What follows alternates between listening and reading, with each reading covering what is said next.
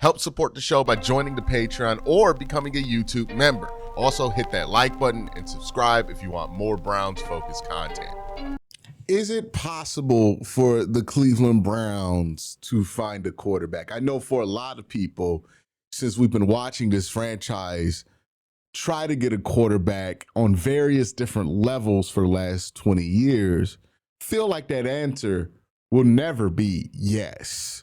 But let's look at the reality of trying to find a quarterback, how most teams find their quarterback, and if the Browns have the opportunities ahead of them that those teams had when they found their quarterback. I think the answer, may surprise some people. So the natural question that might come to mind when I say something like the Browns have not found their quarterback in 26 years is why? Why is it that this team has not been able to get to a legitimate second contract with any quarterback in franchise history since coming back in 1999? And you might say to yourself, maybe that's really difficult to do, but if I'm looking right now, I think 17 of the 32 quarterbacks in the NFL right now are at that point. So it's more than half the league has gotten to this place, at least with a quarterback. How can the Cleveland Browns have avoided being on the good side of that 50%? I think there are a lot of reasons you could throw at it. Maybe we didn't have the best scouts. Maybe we didn't have the best pro personnel people. Maybe we didn't have the best coaches. All of those reasons. But I think other teams have found a way to get a quarterback despite the fact that they didn't have the best versions of those things. I think the two things that stand out for the Cleveland Browns are, one, they ping pong back and forth. Well, not even ping pong.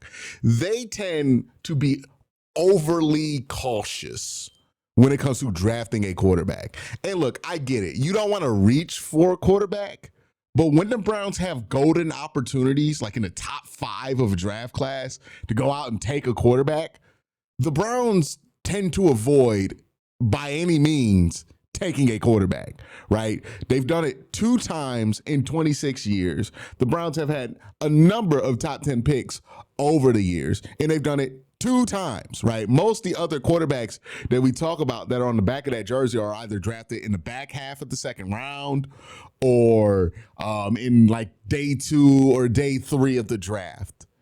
The Browns tend to not want to take a risk at the quarterback position. They're usually scared to take a risk at the quarterback position when it comes to the draft. You know, the perfect example of this is the Ben Roethlisberger year, right? The Browns have a chance to maybe go after Ben Roethlisberger, maybe getting their hat in the ring for like Eli Manning or something like that. Instead of, really going after Ben, they decide to go after Jeff Garcia and draft Kellen Winslow. Hell, right now, I can see that Browns fans have been conditioned that this is the way to go, despite the fact that we've seen the Browns go this route so many times in our life and it not work out. Like right now, I'm literally seeing people say, hey, even if the Browns have a top 5 pick, we shouldn't use it on a quarterback this year because we should spend it on offensive line and wide receiver first. This is the trap that the Browns have fallen in my entire life, which is, hey, there's a quarterback we like, but we're not going to take him because we're not ready yet. And we've been waiting to be ready for 26 years. I think you should just take the freaking quarterback. But that's one of the things, right? The Browns generally are afraid to take a swing. The best 2 chances we have had at franchise quarterback, Baker Mayfield and Tim Couch, I don't think it's a coincidence. Those are the 2 quarterbacks you took at the top of the draft. Now, this doesn't mean that you just take anybody in the top 5, just to take somebody in the top 5. Like last year, if you don't think any of those guys are top 5 prospects at the quarterback position, then by all means, stay away from them. If you're not in love with the quarterback, don't take them in the first round. I don't have any problem with that. But if there are prospects that you do find suitable for a first-round pick, especially an early first-round pick, and you're not taking them because you would rather take a tackle or a wide receiver, well, you're just going to be in the same spot for the next 26 years if that's your philosophy. It's just not going to work. The second reason the Browns have not had a franchise quarterback over the last 26 years, and me personally, why I don't think the Browns have one right now in Baker Mayfield, is the constant instability at coach and GM and whoever's making decisions for the Cleveland Browns. This has been a constant pain in this franchise's ass until recently, right? They've had relative stability over the last 5 years. Yes, they have switched out a ton of offensive coordinators, but general manager's the same, head coach is the same. There's a one overlooking vision over this team right now, which is better than what it was for most of my childhood, where it was just every 2 year new coach, every other year new general manager, and in a couple years after that you bring in somebody to be the president of the team, you fire that guy in a couple of years, and then you get a new coach, you get a new GM, and then you call Mike Holmgren, and then you're constantly hearing rumors about John Gruden. Just constant churn, instability. This makes it so it's very hard to develop players. If you want to see a statistic or just something that you can see with your own eyes, over the last 20 years that proves my point pretty soundly, look at the rest of the division. The Ravens have consistently drafted with worse draft picks than the Cleveland Browns. The same can be said with the Pittsburgh Steelers over the last 20 years, and the same can be said for the Cincinnati Bengals. The Browns have had the best draft picks and the most amount of draft picks of any of these teams over the last 20 years. Yet, those three teams individually have produced more talent than the Cleveland Browns have over the last 20 years. Not because they have better draft picks, but they have enough stability to develop the draft picks.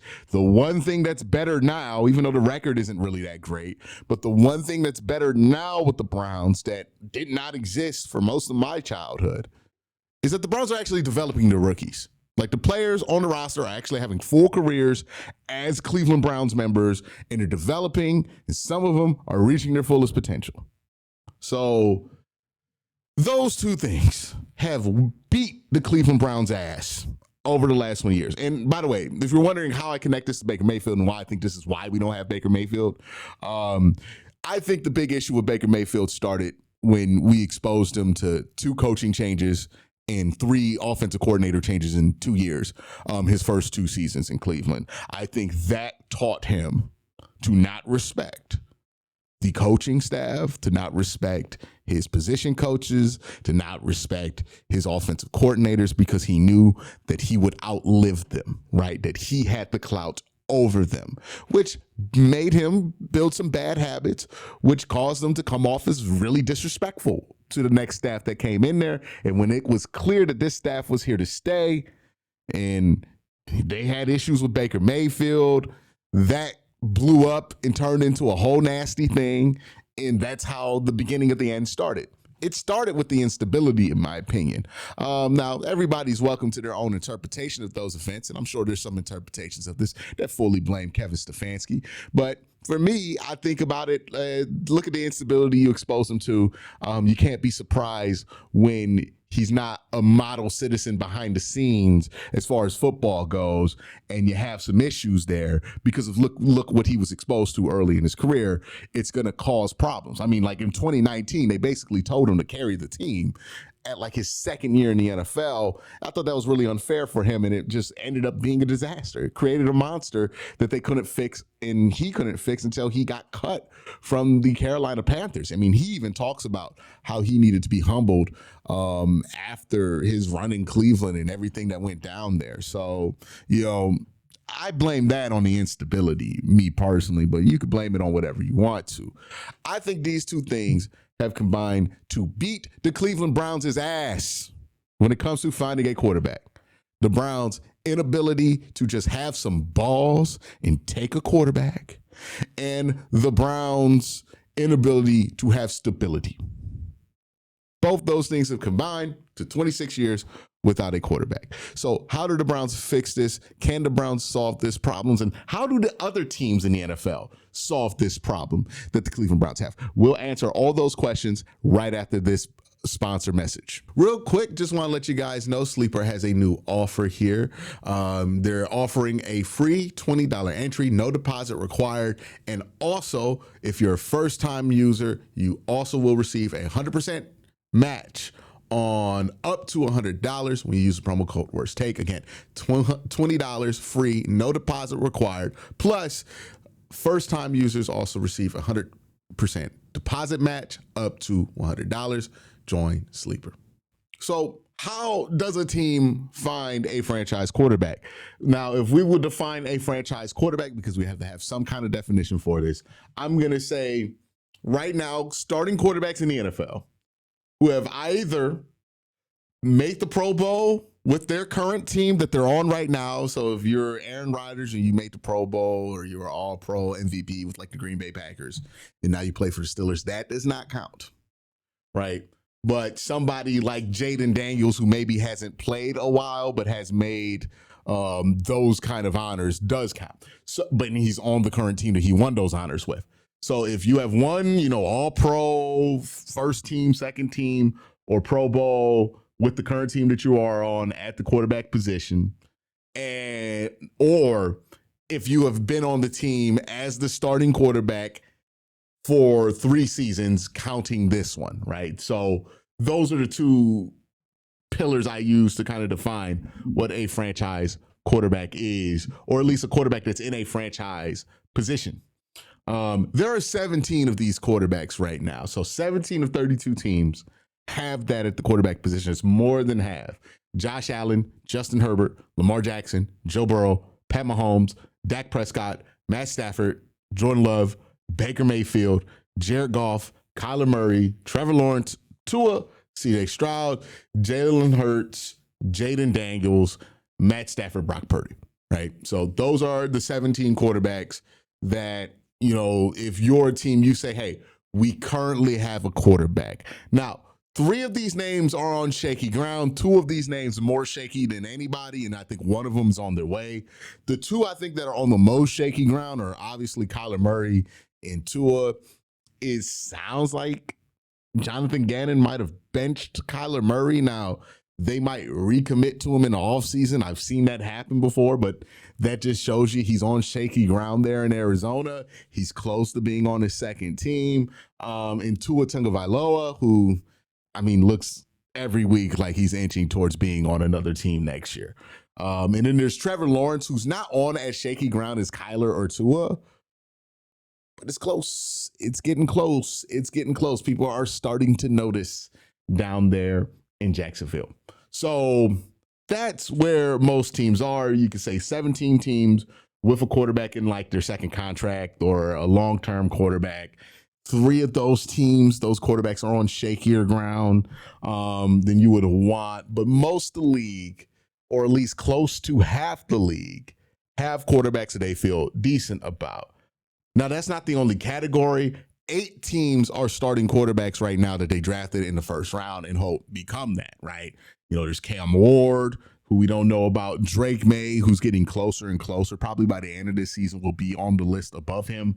Bo Nix, Caleb Williams, Michael Penix, Bryce Young, Jackson Dart, and kind of JJ McCarthy. So that's 8 names right there. So if you're looking at the quarterback market, right, for teams that are going to be looking at quarterback, those are about a 3/4 of the league. You just take out the market right now. So 25, if you don't count Tua, or if you don't count Kyler, maybe you think they're going to be QB needy this year. I think there's a debate that could be had there. Maybe 22 teams that don't need a quarterback for sure. But really, we're sitting at 25 teams that are absolutely not going to be in the quarterback market. Then you have 4 teams who are in their first year of starting former starters.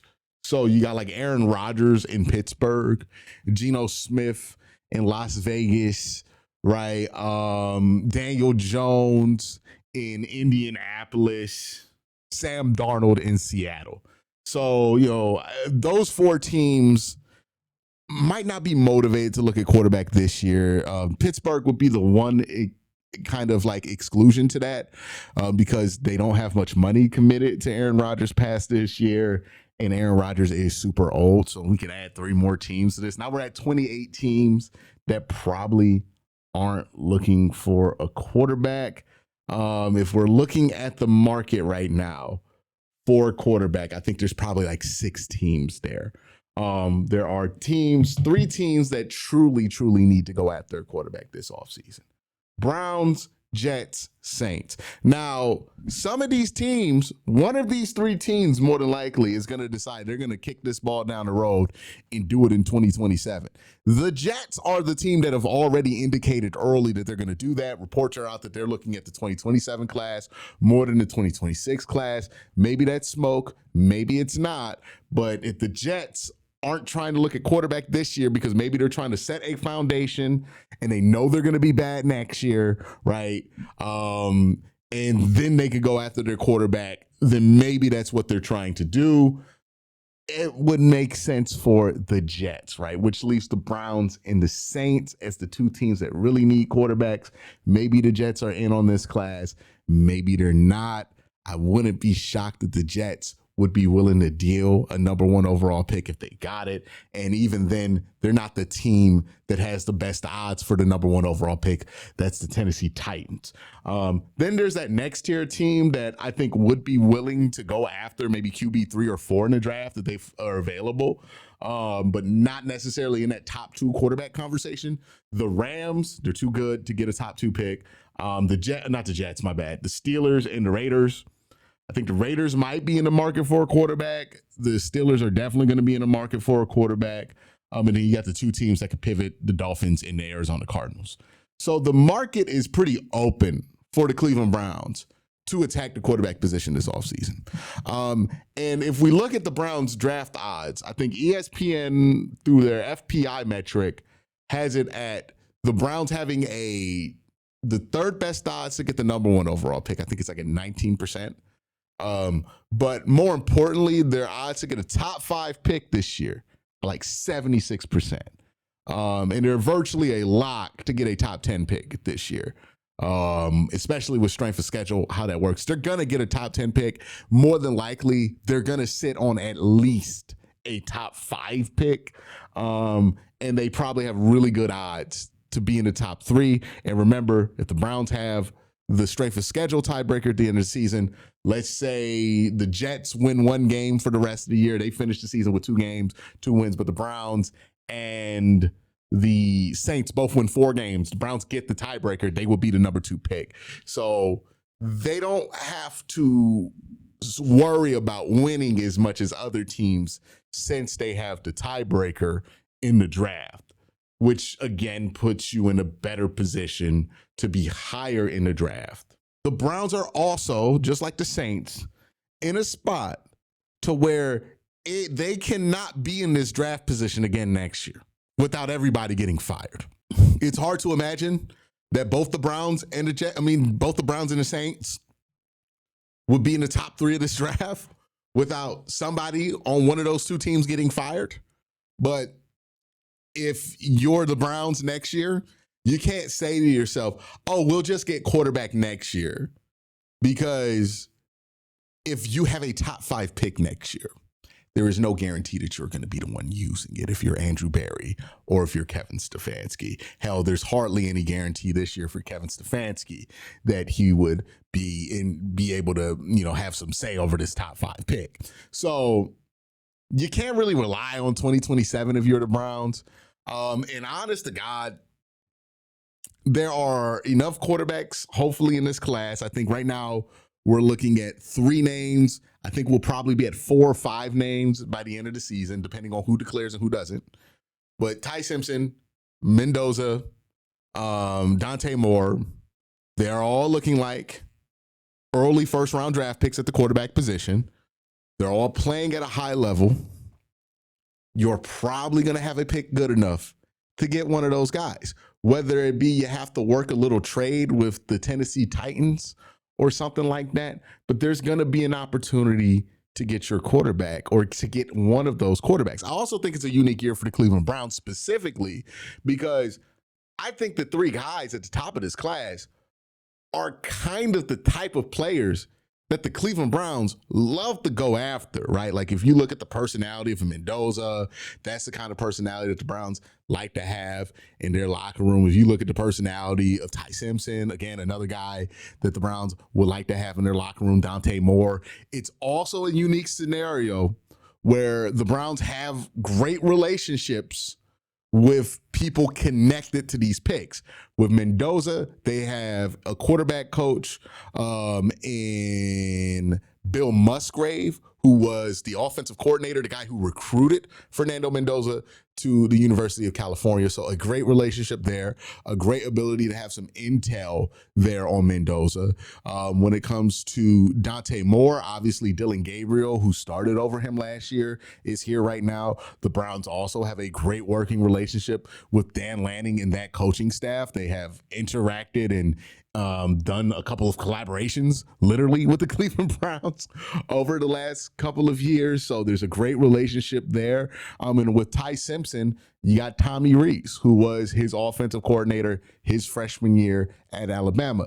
So not only will you have the opportunity to take one of them, but you have a golden opportunity of intel that you have on these guys. You have more information on this class than most teams would have right now. And look, I know some people are like, well, Tommy Rees might be fired at the end of the season.